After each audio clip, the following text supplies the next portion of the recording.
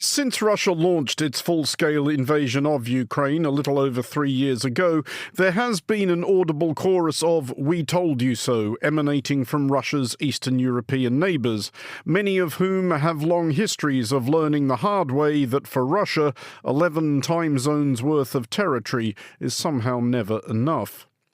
Surprisingly, however, indeed somewhat weirdly when you think about it, that chorus has not been unanimous. Throughout Eastern Europe, there are pockets of sympathy for Russia in general and strains of support for President Vladimir Putin in particular. These are not exclusively comprised of fringe cranks. They include some governments. Some governments comprised of fringe cranks, arguably, but the point stands. Last weekend, Romania very nearly elected a president with vague Putinist tendencies, and that was in an election held in the stead of a previous cancelled election won by a Kremlin stooge. Slovakia's Prime Minister that is, of a country which is a member of both the EU and NATO, shook Putin's hand at the Victory Day celebrations in Moscow earlier this month. Hungary's government is notably soft on Russia. In Serbia, this broadcaster has seen boutiques selling socks adorned with Putin's glowering visage.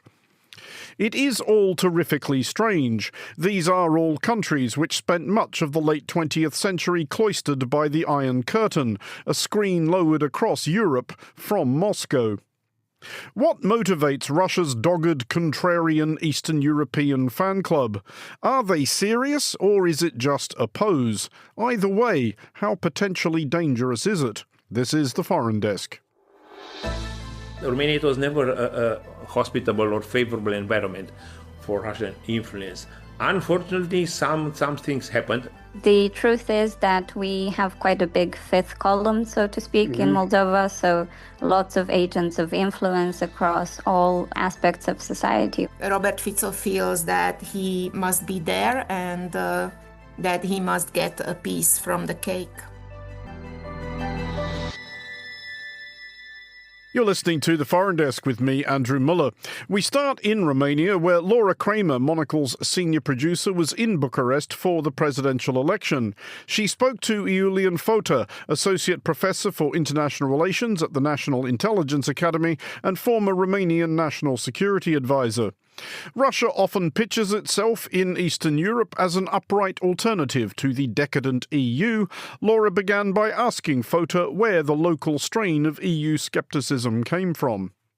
I am not surprised with the situation we have. I remember between 2016 and 2018, maybe even 2019, I published at least 8 or 9, maybe 10 articles about about the trend which we are seeing it today. I mean, for me, for somebody knowing a little bit of Romanian history and understanding what's going on, it was clear that sooner or later, we will have a dispute, a political fight between those who are pro-West, pro-EU, and those who are against or who are skeptics about Romania's membership into the EU, because we had similar cases like that in the past. Maybe I made a mistake because I published few articles and then seeing that nobody's paying attention, I gave up. Maybe that was a mistake. I don't know. But again, exactly what we had in the last half year, starting with the fall of last year, a fight of those who are not happy with the membership of Romania into EU and NATO, trying either to dilute or to come with alternative strategies, Yeah, I'm not surprised. It's really interesting because being a frontline state, given the war in Ukraine and everything that's happening there, it's surprising that especially at this time this is happening, I think. This is another aspect which deserves to be discussed. I know that Romania is a frontline state because I deal with international relations for a long time. But if you ask the Romanians, I don't think that we understand, and this is the mistake of the government, of the Romanian state, not spending too much time on talking with our own citizens about what's going on geopolitically, internationally. I don't think that the Romanians are understanding the stakes, that we are a frontline state. Nobody told them that. The previous president, they made a big mistake not talking with the population, trying not to panic them. On the other hand, without understanding what's going on, you don't take properly, the right stakes, and you make mistake, as is this attitude on supporting Mr. Simeon. And you mentioned before about Romania investing in military and growing its power. I guess more than ever right now, it's especially important given the U.S. And so where do you see those opportunities specifically for Romania? Do you see more partnerships? Where do they need to... Opportunities for Romania in order to increase its military? Romania will have, the Americans will reduce their military footprint in Europe. Maybe they will do also some kind of reorganization, so maybe they will take some troops from one country to the other, but definitely, generally speaking, they will downsize the level of their troops, which mean that the Europeans will have to contribute more. So Romania will have to do a few things. First, to, of course, contribute to this new and important European policy as much as we can. And the President Bolojan said that we are happy with the solution of borrowing money for 40 years to be reimbursed and for the first 10 years paying nothing, And thirdly, we have to continue to develop relations with Ukraine. Ukraine is already a security pillar for Romania, besides the NATO, US, and EU. And I will always be very proud that I was part of the team who open this new path for our bilateral relations with Romania and Ukraine, looking to build a strategic partnership. I've seen the relationship stagnating a little bit, of course, political instability in a way, affected, but nothing significant. So with a pro-European president in place, I'm sure that the relations between him and President Zelensky will be very good. And in terms of bringing the country back together after such a tough Honestly, election? I don't know how we'll do that. That's an issue of huge importance because, if you look at the so-called 7 steps for active measures, the Russians are using this doctrine, when they want to run hybrid actions, hybrid aggressions. The first step is find a crack, And Romania, it was for many, many years. This is not very well known in the West. Romania, for I think almost 20 years, we were a country without a pro-Russian government, since the so-called Great Romania Party disappeared from the parliament and their leader a few years later died.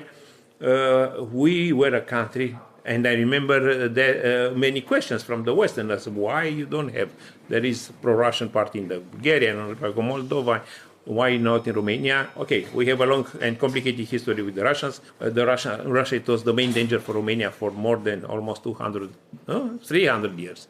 So Romania, it was never a hospitable or favorable environment for Russian influence. Unfortunately, some things happened. COVID on the one hand. So this social frustration and economic frustration, which we see for the moment, is through a natural one and should be taken in consideration. So the crack is quite significant, is quite open, is not only a social one, it's also an ideological one. Somebody like myself continues to believe that we are, the followers of the Roman Empire, we are Dacians and Romans in the same time. We are a mix of those two people. There are others in a very wrong way, if you ask me, but that's it. They believe that they are only Dacians and they see the Romans or the EU, because for them it's the same as enemies, as the ones who are coming to subjugate and to occupy, to conquer, our people and our country. And so the gap is quite significant. How we will overcome it? It is possible to be overcome, but we need a special strategy, and that strategy should start from the very poor social and economic conditions of those individuals, and also should start from the very low level of education they have. I don't think that we do enough on our mass media, state-owned or private-owned, to educate people. In a way, I go back to your question about the frontline state. We need to do more to educate Romanians, to let our historians and scientists to tell them, including the fact that the earth is round, and to fight against all kinds of conspiracy theories which are fooling our people. Many Romanians will see this moment or this last few months as a kind of vaccine against nationalism, against stupidity, against incompetence, So it's too early to evaluate the impact of how much damage Mr. Simeon done to Romania, because as I said, sometimes the difficult experiences, are to make you stronger. which is good always is good. And that's actually what I was going to ask about. If you were to think about brand Romania, where would you ideally like to see brand Romania on the world stage in a few years, let's say, past this moment? Definitely, as a proud member of NATO and EU, as an active member, I would like my country to try to do our best, and to do our best not only on protecting us and our interests, but also to do our best to protect the European interest.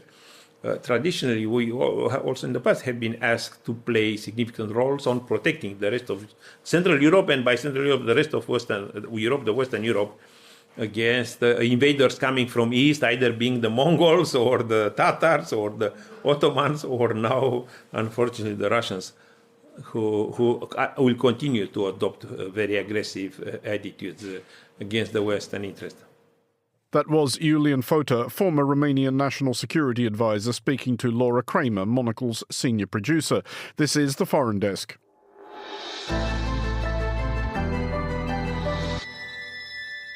You're listening to The Foreign Desk with me, Andrew Muller. Since Russia invaded Ukraine in February 2022, Moldova has had reason to be more nervous than most other countries. Moldova is small, outside the EU and NATO, and has a chunk of its territory, the breakaway region known as Transnistria, occupied by Russian troops. Nevertheless, at Moldova's most recent presidential election in 2024, 45% of the vote was won by a candidate backed by a pro-Russian party. Well, joining us now from Chisinau is the journalist Paula Erizanu.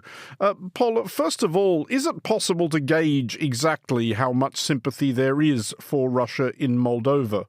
So if you look at our parliament, we have a pro-European party that holds a majority, 63, I think, seats out of 101, and a pro-European president.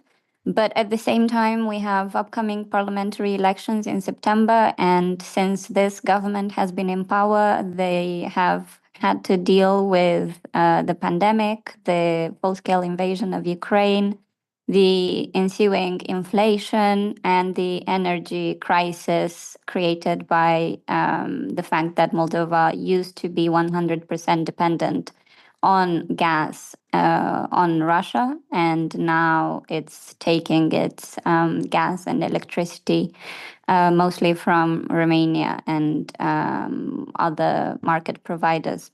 So they have had to deal with a lot of issues. People have felt the cost of living crisis very deeply here. The bills increased by 6 times at one point. So there have been a lot of challenges for Moldovan society and for this government.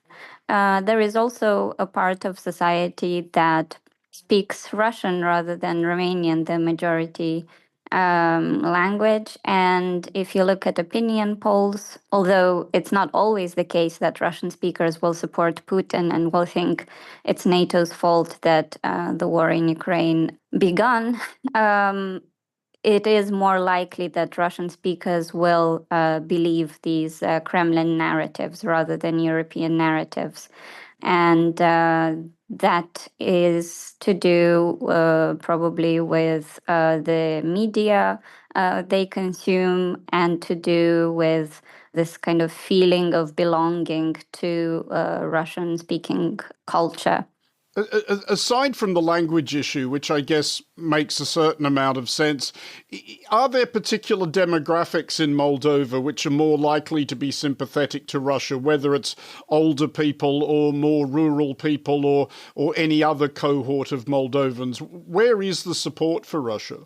Well, except for the language, what you see in opinion polls, lower levels of education normally correlate with a more Russia-friendly view.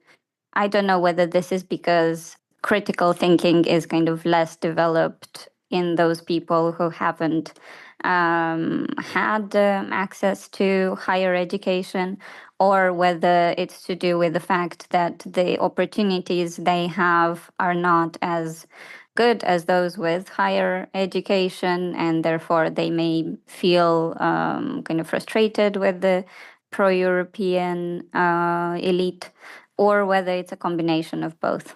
But if we look at Moldova's current parliament, the opposition party is led by the bloc of communists and socialists of former President Igor Dodon. They have the big hammer and sickle and red star logo, which looks a bit of a giveaway. Are they especially pro-Russian, or are they just less enthusiastic about Europe than the government? So it depends whom you ask. Normally, they do celebrate the kind of 9th of May victory parade, which is a Soviet tradition that portrays the Soviet Union and Russia as the kind of power that defeated fascism, and fails to mention that now, Russia is fascist itself. But they do have visits to Moscow, so it's very clear that there is a strong connection between the Kremlin and these political parties.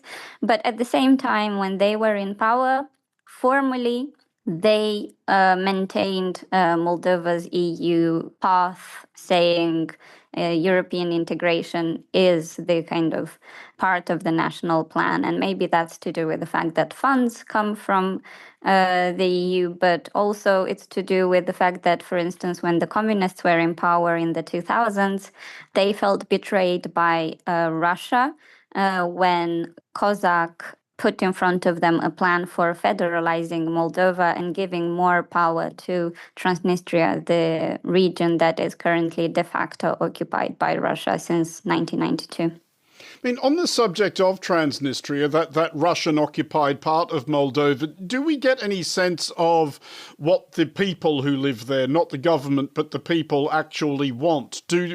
Are they happier being part of a Russian protectorate, or would they rather reunify with Moldova if they could?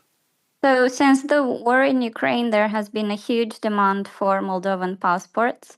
And I think at the moment, 97% of people in Transnistria have Moldovan passports. The majority of the businesses there are registered in Moldova, and they trade with the EU.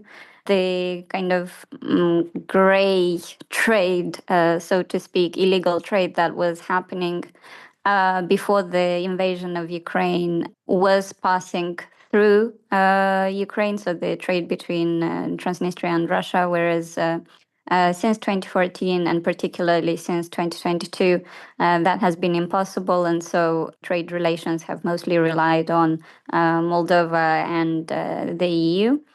And in elections, we saw that, for instance, in the referendum, around 40% of people who voted from Transnistria supported EU integration. That is not the majority, but that is also a lot more than people in Gagauzia, the autonomous region in the south of Moldova, which is part of Moldova, but which is culturally and politically dominated by Russia, and where the vast majority of people voted against modifying the constitution to include the EU integration as a kind of national commitment. Just as a final thought, it's been reported frequently over the last few years that Russia runs fairly flagrant disinformation and misinformation campaigns in Moldova. It was for a while doing so substantially through an oligarch called Ilan Shor, who is now resident in Russia, and I think his own political party in Moldova has been banned. But other than steps like that, what steps do we see Moldova's government taking to push back against this? If a lot of the support for Russia, as you suggest, comes from people who are poorer, less educated, and feel perhaps quite reasonably disenfranchised or ignored, does the government make attempts to reach out to them and persuade them that Russia might not be the way forward?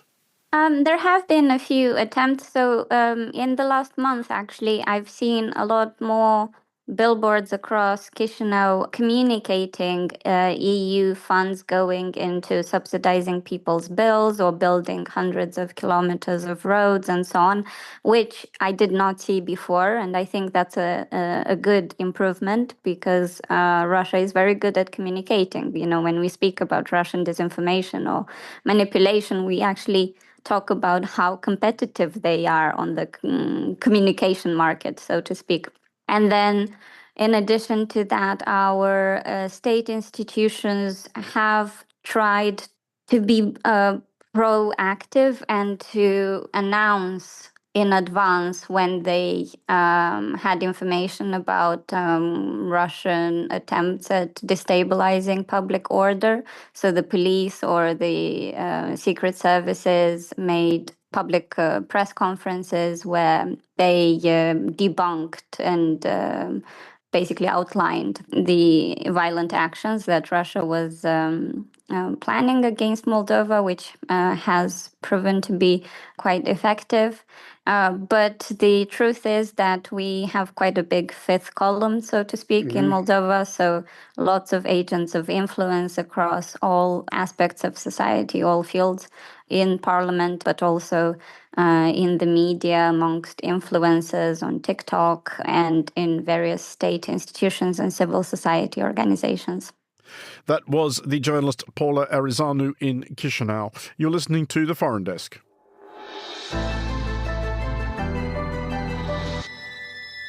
This is The Foreign Desk on Monocle Radio. Slovakia's case is in many respects even odder than Moldova's. Moldova at least declined to elect their pro-Russian elements.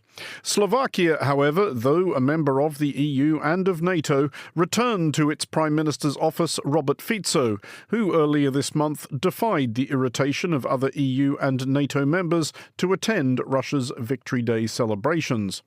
Joining us finally from Bratislava is Beata Balagova, editor-in-chief of the Slovakian newspaper SME. Beata, let's start with that question, which I think bemused a lot of people a few weeks ago. Why did Robert Fico go to Moscow? I think his main motivation was to distort and divert attention from real problems in Slovakia, because his coalition is standing on a very weak legs, and it was really drowning in chaos. The other thing was that he announced it long ago, even when he visited Vladimir Putin before Christmas, and he appeared on a Russian disinformation TV show. He told the host that he is waiting for the invitation from Putin to go there and to celebrate with him the big anniversary. And I think the third reason is that part of his voters are actually very pro-Russian, and he actually is saying that he doesn't want the international community to build an iron wall around Russia, and he is the one who is digging a hole and connects Europe with Russia in a very sensitive time. But if I may add one thing, I also think that he is genuinely pro-Russian. I think that he does have a lot of pro-communist sentiments in him.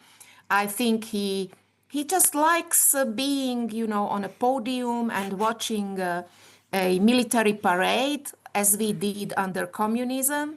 I also think that he envies Viktor Orban, the Hungarian prime minister, for his frequent contacts with Vladimir Putin. And he is worried that he will miss out something.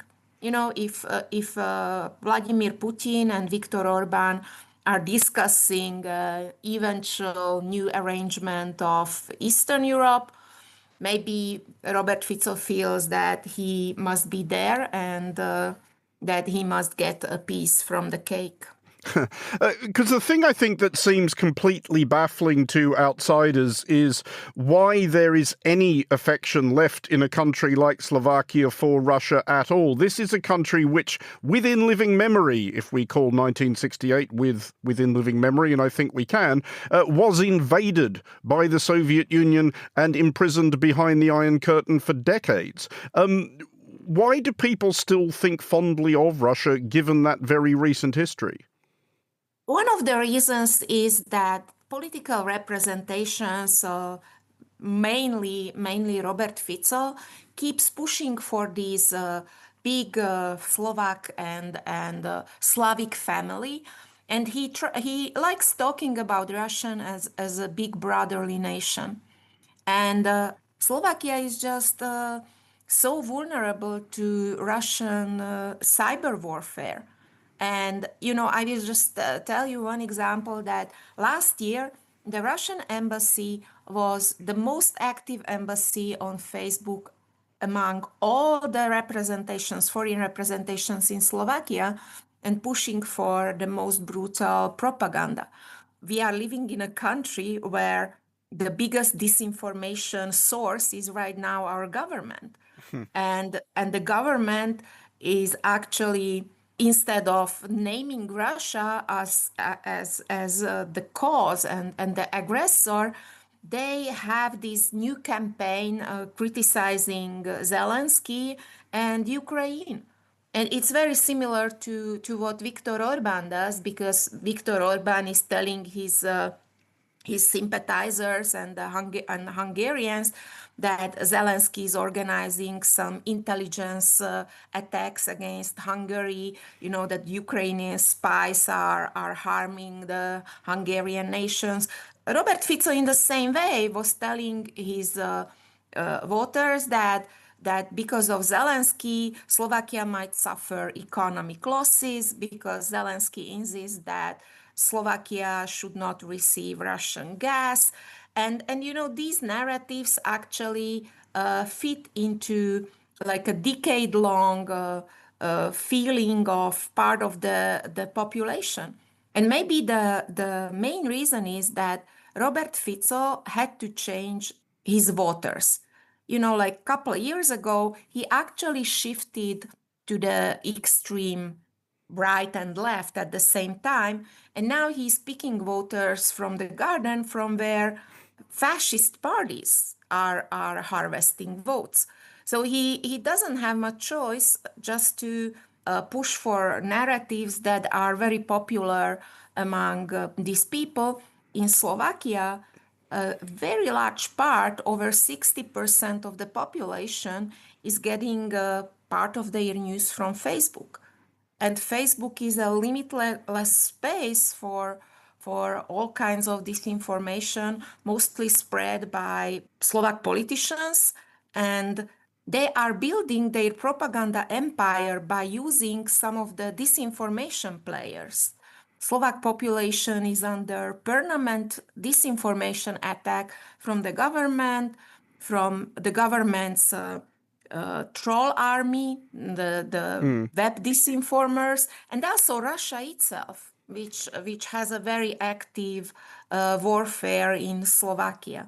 I mean, to bring it back to Robert Fico, though, how much of this, as far as it's possible to tell, is just basically theatre? Is there any constituency in Slovakia, any inkling in his own mind, perhaps, to take this to its logical conclusion and march Slovakia out of NATO and out of the EU?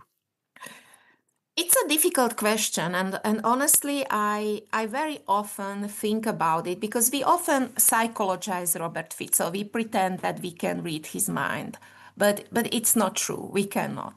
And I think that at this point, he genuinely does not want to take out Slovakia from NATO or the EU. And he might have pragmatic reasons, because Slovakia very much depends still on European funding, because he cannot get any firm guarantees from Vladimir Putin. And I don't think that Vladimir Putin considers Robert Fico an equal partner. But the other version of the story that I can very well imagine, that he thinks that history might turn very far, and that if Vladimir Putin succeeds in Ukraine, that there is a new political situation from which he can benefit. And I think that the main motivation of Robert Fico is actually to find partners in his fight against the inclination of the EU to punish prime ministers for corruption. And that's the same motivation of Viktor Orban, because what they are saying is that, like we have our very special kind of democracy, and that there are much bigger dangers than corruption, and it is built actually on a statewide corruption. And if I may just one more thought, that I think that Orbán is continuously serving inspiration for Robert Fico, because I am ethnic Hungarian, so I can follow the narratives of Viktor Orbán, and sometimes I am so shocked that Robert Fico doesn't even bother to be original.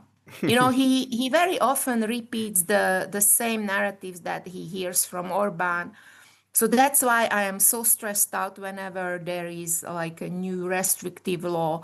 Just like now, there is a draft law oppressing any opposing opinion to the official government line, and that can liquidate NGOs and media in Hungary.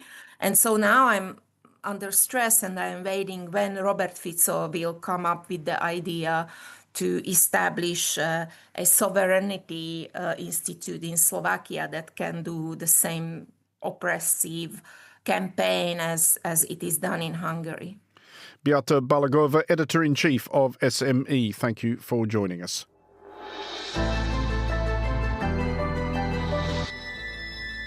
That's it for this episode of The Foreign Desk. We'll be back next week, and look out for The Foreign Desk Explainer, available every Wednesday. The Foreign Desk was produced by Anita Riota and Lily Austin. Lily also produces The Foreign Desk Explainer. To contact the Foreign Desk team, you can email Anita at aer@monocle.com, and don't forget to subscribe to Monocle Magazine and our free daily email bulletins by heading to our website at monocle.com. From me, Andrew Mullett, thank you very much for listening. Until next time, goodbye.